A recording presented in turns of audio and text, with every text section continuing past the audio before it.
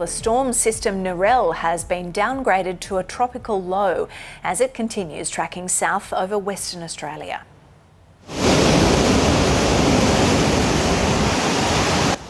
It crossed the coast as a Category 3 cyclone between Coral Bay and Cape Cuvier, bringing wind gusts over 205 kilometres per hour.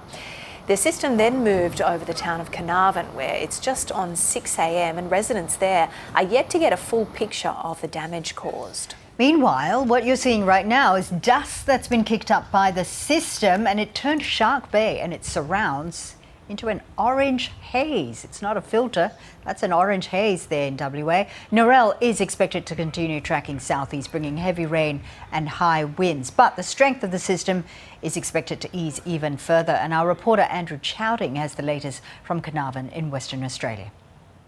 We're still under basically a shelter-in-place ruling, so we haven't actually been able to leave our motel room for over 24 hours now. But based on what we're seeing from the Bureau of Meteorology coming through, Cyclone Narelle did come through Carnarvon yesterday afternoon. It was expected to hit the town as a Category 3, but as it approached, it dissipated and dropped down to a Category 2. And the eye of the storm passed Carnarvon by about 50 metres to the east. So the town didn't get the brunt of it, say perhaps at places like Exmouth got, but we certainly did experience some very strong and gusty winds up around the 100-150 kilometre an hour mark, and intermittent rainstorms. Overnight, those winds have dissipated significantly. It's relatively calm outside our window here.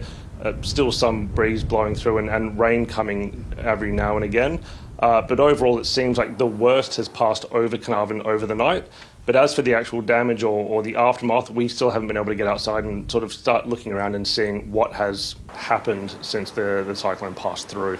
Obviously, there's damage to buildings and property, but because it is such a large mango and banana producing region, there is concerns that those winds could very easily rip through crops and cause significant damage.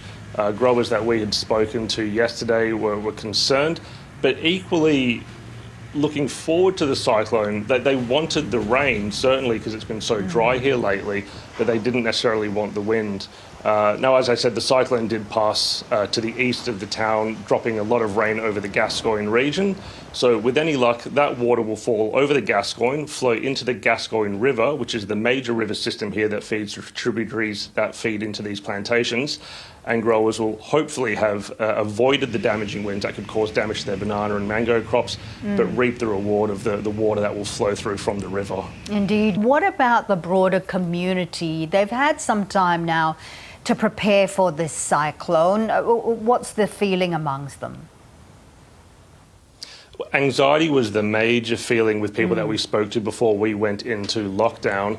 The day that we arrived here, we were able to move around the town freely, and residents and businesses were sandbagging all up and down the main street, sort of working frantically to prepare their homes and businesses for the impending rain that was expected to come.